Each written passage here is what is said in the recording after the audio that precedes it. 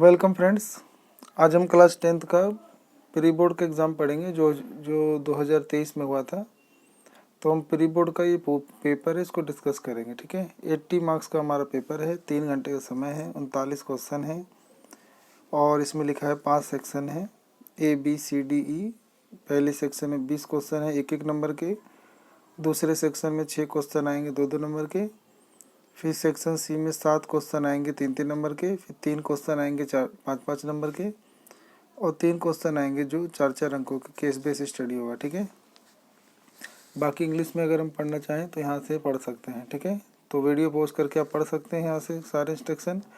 Paper में instruction पढ़ने बहुत ज़रूरी है। ठीक है, अभी हमारा यहाँ से क्वेश्चन शुरू होता है। पहला, इनमें से कौन से अणु में केवल एकल सहसंयोजी अबंध होता है?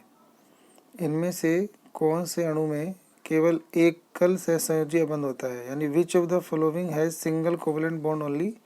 तो इसका सही उत्तर है NH3। NH3 का अगर आप स्ट्रक्चर बनाएंगे तो इनमें आपको नाइट्रोजन और हाइड्रोजन के में एक एक बॉन्ड मिलेगा देखने को, तो सही ऑप्शन बी हो जाएगा। दिए गए रासायनिक समीकरण में y तथा x एक्स क्रमशः होंगे। इसके अंदर y और x एक्सिस कौन कौन से होंगे, मतलब उसकी गिनती पता करनी है। कैल्शियम के आगे जो x है कोई गिनती है, ये हो सकता है 2 हो या 3 हो। ठीक है, ऐसी ये y है, इसकी भी गिनती या तो 3 हो सकती है या 2 हो सकती है, इसको छांटना है। तो यानी इसको हमें बैलेंस करना है। तो अगर आप इसको बैलेंस करोगे तो आप पाओगे कि यहाँ पे कैल्शियम जैसे 3 है तो यहाँ पर भी x की वैल्यू 3 होगी, तभी दोनों साइड क्या होंगे, दोनों साइड परमाणु की संख्याएँ सेम हो जाएंगी।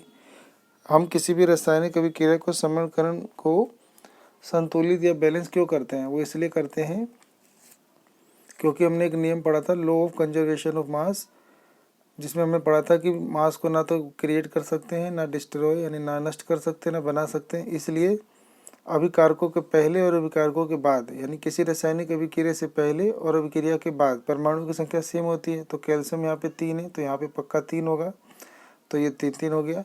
अब यहाँ पे चुनना रह गया कि y की वैल्यू क्या होगी। तो अगर आप सर्वे करेंगे तो y की वैल्यू यहाँ पर अगर हम 2 लेंगे, यहाँ 2 लेंगे तो ये भी हाइड्रोजन हो जाएगा 3 दूनी 6, और यहाँ पर भी अगर हम x की जगह 3 रखेंगे तो 3 दूनी 6, तो दोनों तरफ हाइड्रोजन भी बराबर हो जाएगा, तो ऑटोमेटिक आपका फास्फोरस ऑक्सीजन भी बराबर हो जाएगा। तो सही ऑप्शन है आपका बी ऑप्शन 3 और 2। अगला प्रश्न है, क्या होता है जब एक प्रणाली में एक अम्ल का विलयन एक क्षार के विलयन के साथ मिलाया जाता है? तो सबने पढ़ा है कि किसी एसिड को अगर हम बेस के साथ मिलाते हैं तो फिर क्या बनता है। तो अगर हम किसी एसिड को बेस से मिलाते हैं तो सबने पढ़ा है कि लवण का निर्माण होता है और इस दौरान थोड़ा बहुत जो है विलयन का ताप बढ़ भी सकता है। तो इसीलिए आपका ऑप्शन हो जाएगा 1 के साथ चौथा, यानी डी ऑप्शन आपका करेक्ट हो जाएगा। ठीक है, अगला है कि इनमें से किस यौगिक मतलब किस यौगिक या मिश्रण का pH मान शुद्ध जल में pH मान के निकटतम है? तो इनमें से कौन सी चीज़ है जिसका pH मान ना पानी के मतलब डिस्टिल वाटर के pH वैल्यू के सेम होगा? तो वो हमारा लगभग ब्लड होता है। ब्लड का आपको pH मान याद करना है, 7.3 के लगभग होता है और 7 पर शुद्ध जल अशुद्ध होता है।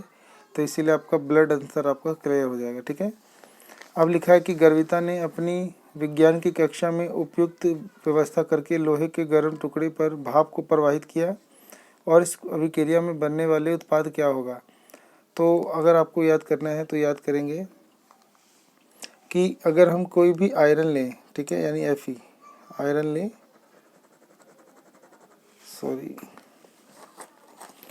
अगर हम कोई आयरन लें और उस आयरन को यानी फेरस को, तो उस फेरस को जब हम भाप से क्रिया कराते हैं तो मतलब आयरन या फेरस का ऑक्साइड बनेगा और हाइड्रोजन गैस बनेगा। ठीक है, तो इनमें सही ऑप्शन हो जाता है कि हाइड्रोजन गैस बनेगा और ये बनेगा, तो बी ऑप्शन आपका करेक्ट हो जाएगा। ठीक है,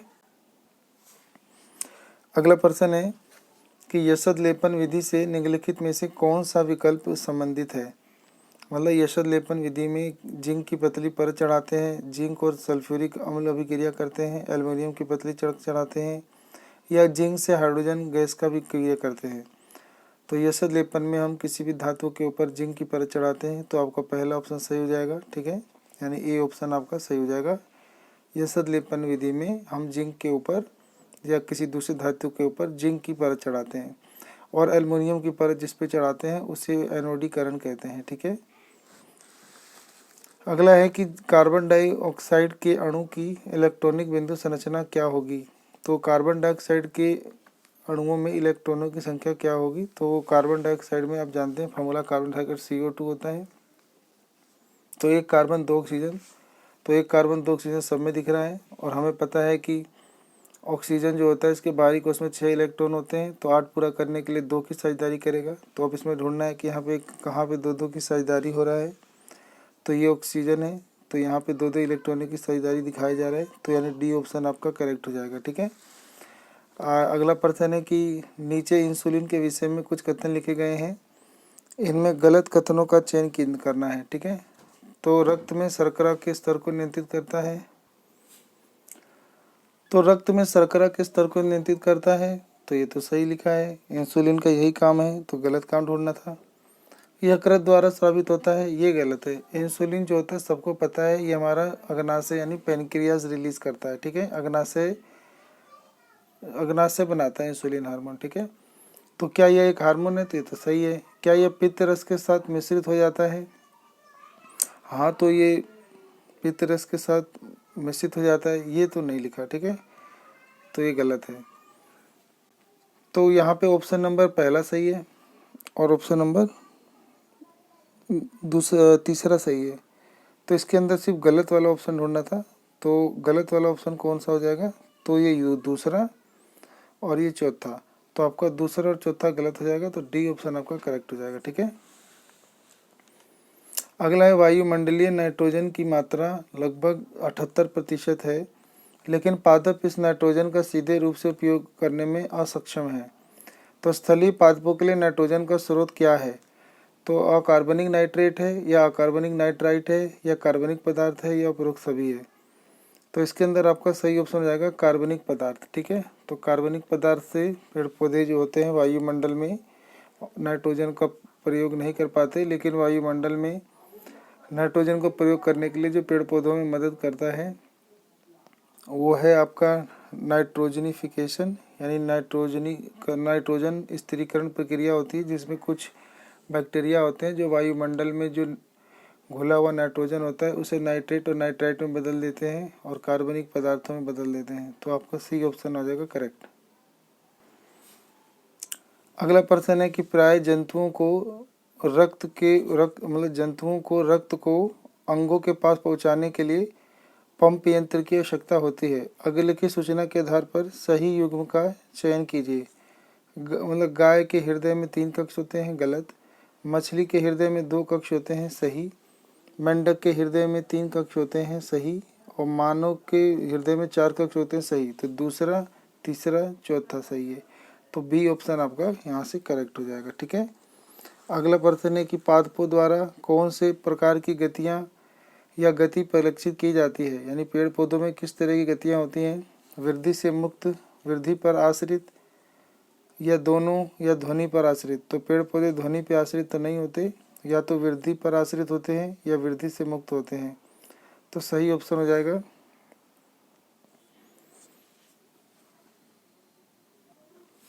तो आपका सी ऑप्शन ही करेक्ट है। ठीक है।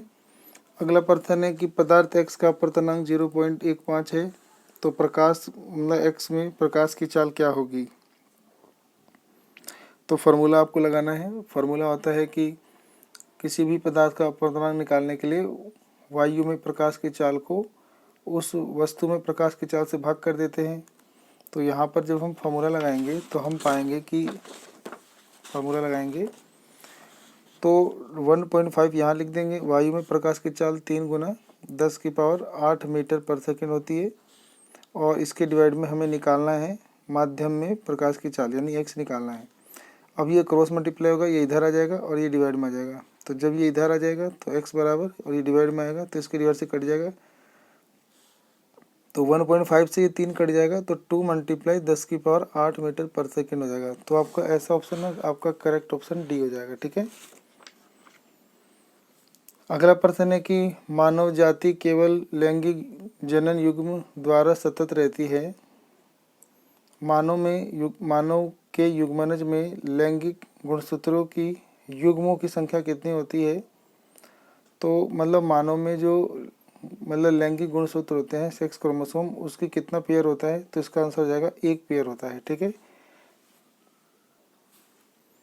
तो मैन काइंड में सेक्स क्रोमोसोम की संख्या जो है वो 1 है, तो 1 पे आपको याद लगाना है 1 है।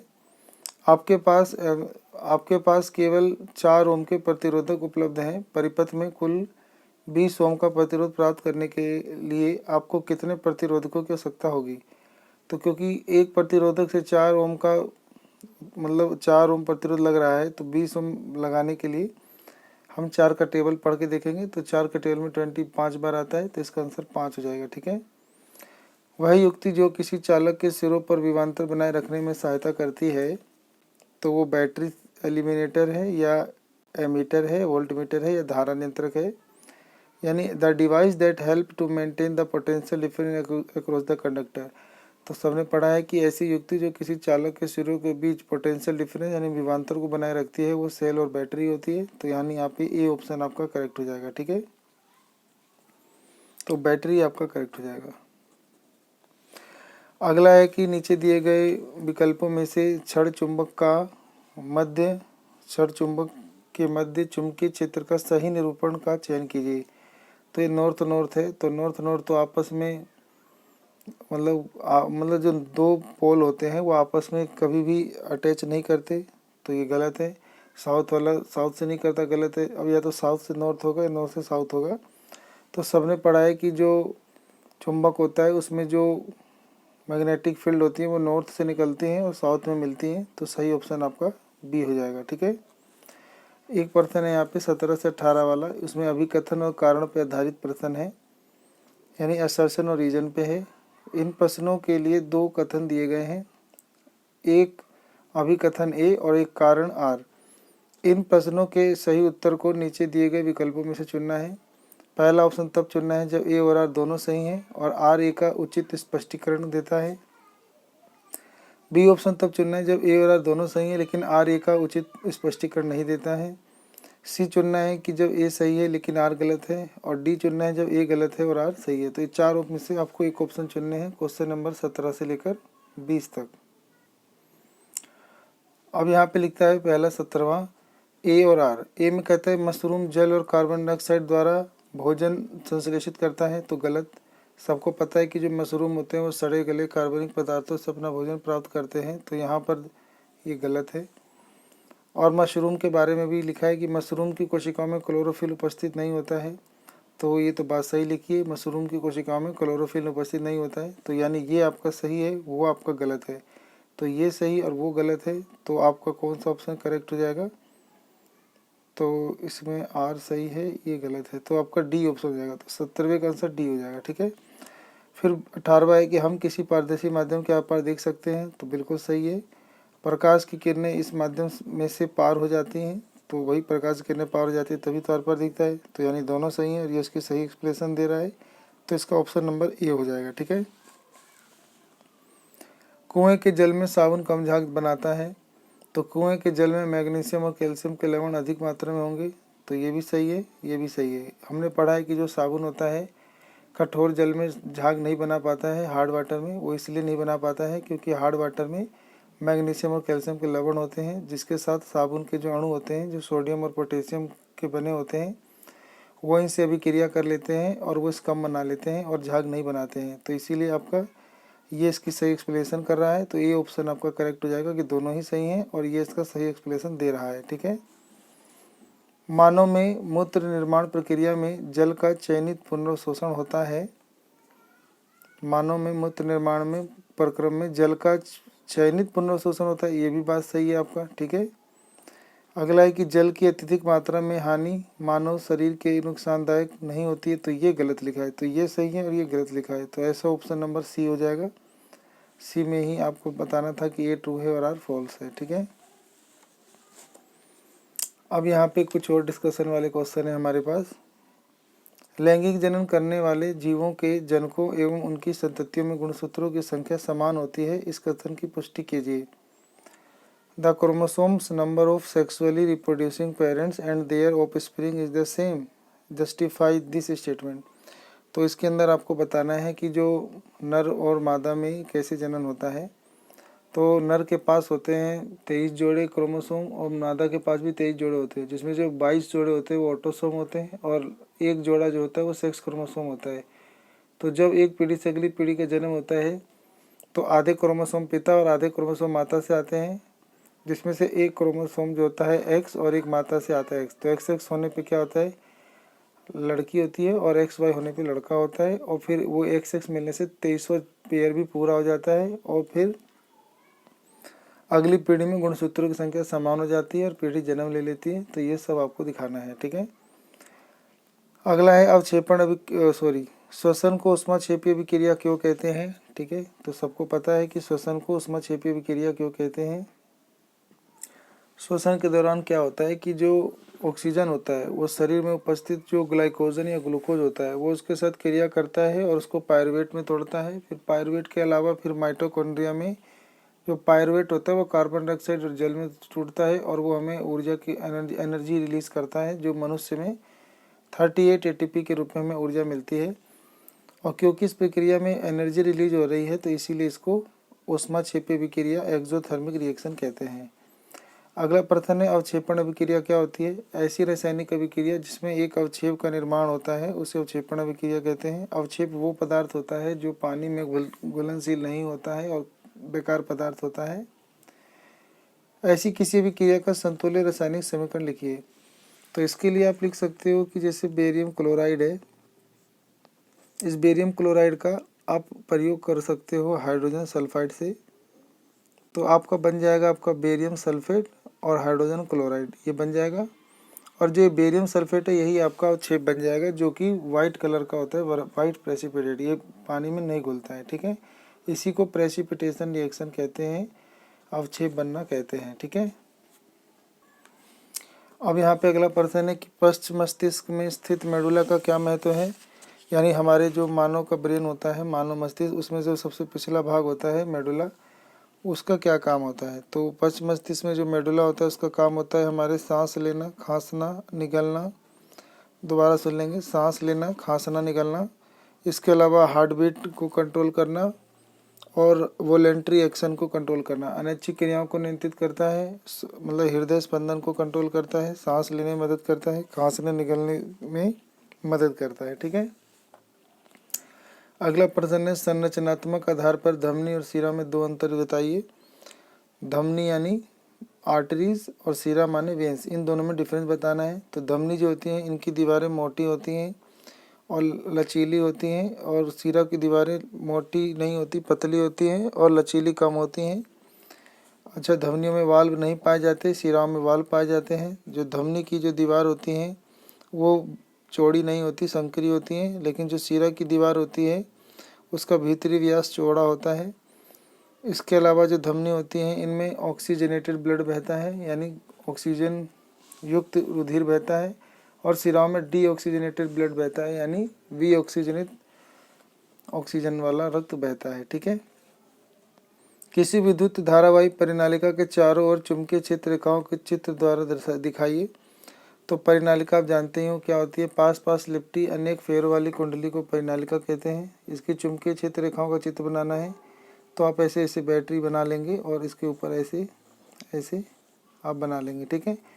तो फ्लेमिंग का राइट हैंड थंब रूल लगाएंगे तो आपको जो इलेक्ट्रिक करंट की दिशा इधर जा रही है तो मैग्नेटिक फील्ड की दिशा भी आपको पता चल जाएगी, ठीक है। अब जैसे कि हमने मान लिया कि इधर ये प्लस का है तो करंट ऐसे प्लस से इधर की ओर जाएगा तो मैग्नेटिक फील्ड जो होगा इधर से निकलेंगे, नॉर्थ पोल बनाएंगे और इधर साउथ पोल बनाएंगे। तो ये आपको ध्यान रखना है। और फिर तीर की दिशा ऐसे बना देंगे। परिनालिका के जो चुंबकीय क्षेत्र होते हैं वो बाहर बंद वक्र बनाते हैं और अंदर जो होते हैं वो समांतर बनाते हैं। यानी परिनालिका के अंदर किसी भी बिंदु पर चुंबकीय क्षेत्र रेखाओं की दिशा एक समान होती है, ठीक है, साउथ से नॉर्थ की ओर होती है, और बाहर नॉर्थ से साउथ होती है। ये बंद वक्र बनाती हैं, कभी एक दूसरे को इंटरसेक्ट नहीं करती हैं। तो ये सब चीज़ें भी लिखना है। कोई विद्युत धारावाही परिनालिका एक क्षण चुंबक से किस प्रकार भिन्न होता है। अच्छा, कोई भी धारावाही परिनालिका यानी सोलिनोइड और जो क्षण चुंबक होता है बार मैग्नेट, उन दोनों में क्या अंतर होता है ये बताना है। तो जो धारावाही परिनालिका होता है इसके अंदर जब करंट पास करता है तभी ये चुम्बक जैसा व्यवहार करता है, नहीं तो ये चुम्बक का व्यवहार नहीं करता है। और जो क्षण चुम्बक होता है वो हमेशा चुम्बक का ही व्यवहार करता है। जो क्षण चुम्बक होते हैं ये परमानेंट होते हैं, और जो पेनालिका होती है ये परमानेंट नहीं होते हैं। ठीक है, क्षण चुम्बक परमानेंट होते हैं यानी स्थायी होते हैं, ये स्थायी नहीं होते हैं। क्षण चुम्बक की चुंबकीय शक्ति को बढ़ा घटा नहीं सकते, लेकिन परिनालिका की कुंडलियों की संख्या को बढ़ाने से इसकी शक्ति को बढ़ा घटा सकते हैं। ठीक है, अगला है आहार श्रृंखला में ऊर्जा प्रवाह एक दिशिक होता है, उदाहरण सहित समझाइए। तो यानी जो हमारा जो फूड चेन होता है उसके अंदर जो एनर्जी का फ्लो होता है वो यूनि डायरेक्शनल, एक ही दिशा में होता है, इसको बताना है। तो हम ऐसे दिखा देंगे कि ये घास है, घास को मान लो ये टिड्डा खाया, टिड्डा को मेंढक खाया, और मेंढक को सांप खाया। तो ये अब देख सकते हैं कि जो घास होता है इस पर 10,000 जूल एनर्जी है, तो इसका 10% टिड्डे को जाता है 1,000, फिर 1,000 का 10% मेंढक के पास एनर्जी जाएगा जो कि 100 जूल है, और फिर 10% सांप के पास 10 जूल जाएगा।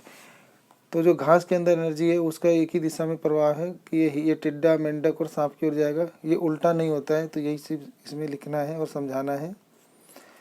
सेक्शन सी है हमारा, इसमें कहता है जल के विद्युत अपघटन प्रक्रम में उत्पादित गैसों की मात्रा क्यों भिन्न होती है।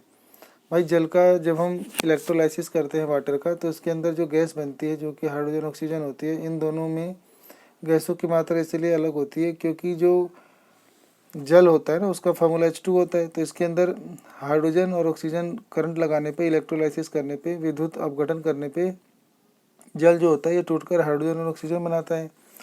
और जो ये हाइड्रोजन और ऑक्सीजन बनाते हैं तो इसमें ना जब बैलेंस करेंगे तो हम पाते हैं कि हाइड्रोजन गैस की मात्रा दुगनी होती है। ठीक है, तो इसका कारण है क्योंकि H2O में हाइड्रोजन के अणुओं की संख्या डबल होती है ऑक्सीजन से। अगला है तनु सल्फ्यूरिक अम्ल की आवश्यकता क्यों होती है। तनु सल्फ्यूरिक अम्ल की आवश्यकता इसलिए होती है क्योंकि जो तनु सल्फ्यूरिक अम्ल होता है वो इनको देखो, इसके अंदर प्रयोग करने के लिए अगर हम करंट लगाएंगे तो ये आपका हाइड्रोजन ऑक्सीजन तभी टूटेगा जब इसके अंदर हम सल्फ्यूरिक अम्ल मिलाते हैं, क्योंकि सल्फ्यूरिक अम्ल मिलाने से इनके आयनों में गति उत्पन्न हो जाती है और फिर ये हाइड्रोजन ऑक्सीजन में टूट जाते हैं। अगला है एनोड और कैथोड पर क्रमशः कौन सी गैसें निर्मित होती हैं। तो सबको पता है एनोड पर ऑक्सीजन गैस और कैथोड पर हाइड्रोजन गैस निर्मित होती है। ठीक है, पदार्थ एक्स के विलयन में फिनोल्फ्थालीन की कुछ बूंदें डालने पर इसका वर्ण गुलाबी हो जाता है। मतलब कोई पदार्थ एक्स है, इसको फिनोल्फ्थालीन में मिलाते तो गुलाबी हो जाता है। तो ये सबको याद रखना है कि जो फिनोल्फ्थालीन होता है, फिनोल्फ्थालीन जो होता है वो क्षार में मिलने पर वो पिंक कलर देता है और एसिड में मिलने पर कलरलेस हो जाता है। तो इस वजह से अब यहाँ पे बोल रखा है कि जो एक्स का विलयन है इसमें पी को मिलाने पे ये बना, यानी सोडियम जिंकेट ऑक्साइड। इसमें फिर क्यू मिलाने पर CH3CONA बना, सोडियम मतलब इसको पढ़ते हैं और सोडियम एथोक्साइड। और आर मिलाने से आपका CH3CONA और प्लस C2H5OH बना, यानी अल्कोहल बना, और ये आपका सोडियम एथोक्साइड बना। तो इसमें पहचान करना है, उपरोक्त सूचना के आधार पर एक्स, पी, क्यू और आर की पहचान करना है। तो एक्स जो है वो क्षार होगा, ठीक है, यानी बेस होगा, एल्केली होगा। तो इसका आंसर हो जाएगा एक्स का नाम हो जाएगा सोडियम हाइड्रोक्साइड। और इसको जब हमने पी से मिलाया था तो ये बना था, तो जो पी है ये आपका जिंक धातु होगा। ठीक है, इसके अलावा फिर यहाँ से याद करना है कि क्यू को मिलाने से ये बना था, तो ये आपका क्या होगा, ये आपका एसिटिक एसिड होगा। तो यानी CH3COOH हो जाएगा इसका आंसर। और आर को मिलाने से आपका ये बना था, ये आपका एस्टर हो जाएगा। ठीक है, तो एस्टर का फॉर्मूला बन जाएगा आपका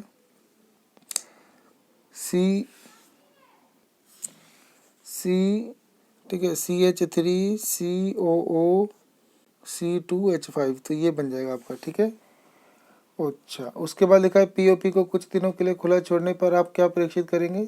तो पीओपी को अगर हम खुला छोड़ देते हैं तो हम जानते हैं कि वायुमंडल से ऑक्सीजन से मतलब जल से क्रिया कर लेगा और कठोर जिप्सम बन जाएगा। ठीक है, तो यानी इसका फॉर्मूला भी याद रखेंगे, कैल्शियम सल्फेट, ये हेमीहाइड्रेट होता है। और जब वायुमंडल में खुला छोड़ देंगे तो 1.5 जल के अणुओं से क्रिया कर लेगा और ये क्या बना लेगा, अवक्षेप बना लेगा और जिप्सम बन जाएगा, कैल्शियम सल्फेट, और 2H2O बन जाएगा। ठीक है, तो जिप्सम बन जाएगा ये। ठीक है, तो ये हमारा इंग्लिश में क्वेश्चन है, वही वाला जो बच्चे इंग्लिश में करना चाहें ये कर सकते हैं। प्रकाश की दिशा में पादपों की अनुक्रिया का वर्णन करना है, यानी प्रकाश की दिशा में पेड़ पौधे के भाग क्यों वृद्धि करते हैं। तो आपको बताना है कि जो पेड़ पौधे होते हैं उनमें ऑक्सीन नाम का हार्मोन होता है, जो प्रकाश की ओर बढ़ता है, ऑक्सीन नाम का हार्मोन। लेकिन ज़्यादातर वृद्धि वो छाया वाले भागों में ही करता है, यही बताना है। और प्रकाश का वो भाग जो प्रकाश की ओर ही बढ़ता है उसे प्रकाशानुवर्तन फोटोट्रोपिज्म कहते हैं। अगला प्रश्न है कि हम गर्म भोजन की गंध का पता कैसे लगाते हैं। गर्म भोजन के जो कण होते हैं वो वायुमंडल में मिक्स हो जाते हैं और वो तेज़ी से गति करने लगते हैं, क्योंकि वायु के कण जो होते हैं गतिशील होते हैं और वो हमारे नाकों में आ जाते हैं। तो हमारे नाकों में जो घ्राणग्राही होता है वो हमें गंध का पता लगा के बता देता है कि गर्म खाने की खुशबू कहाँ से रही है और क्या पकाया जा रहा है। कह रहा पश्च दृश्य दर्पण यानी गाड़ियों में पीछे देखने के लिए और सेविंग दर्पणों में उपयोग किए जाने वाले दर्पण के प्रकारों का उल्लेख कीजिए। प्रत्येक प्रकरण में अपने उत्तर की पुष्टि के लिए 2 कारणों की सूची बनाइए। तो पश्च दृश्य दर्पणों यानी पीछे का दर्पण देखने में सबको पता है कि उत्तल दर्पण का प्रयोग करते हैं। तो क्या कारण है, क्योंकि ये हमेशा आभासी और सीधा प्रतिबिंब बनाता है और पीछे विस्तृत क्षेत्र तक दिखाता है। शेविंग दर्पण में हम अवतल दर्पण का इस्तेमाल करते हैं। इसको इस्तेमाल इसलिए करते हैं क्योंकि ये वस्तुओं का बड़ा इमेज बनाता है और अवतल दर्पण जो होता है वो हमेशा सीधा भी प्रतिबिंब बनाता है। तो सीधा और बड़ा बनाता है इसलिए इस्तेमाल करते हैं इसका। और ये आभासी बनाता है यानी वर्चुअल एंड इरेक्ट बनाता है और लार्ज इमेज बनाता है। अगला प्रश्न है कि किसी अवतल लेंस की फोकस दूरी 15 सेंटीमीटर है। तो ध्यान रखना है ये अवतल लेंस लिखा हुआ है, ठीक है। तो अवतल लेंस की फोकस दूरी 15 सेंटीमीटर है, ठीक है। तो अवतल लेंस की फोकस दूरी 15 सेंटीमीटर है, तो हम F लिख देंगे 15 सेंटीमीटर। इसकी फोकस दूरी हमेशा प्लस लेते हैं, याद रखना है, क्योंकि ये अवतल लेंस है यानी कनकेव लेंस है। अब लिखा है कि बिंब से कितने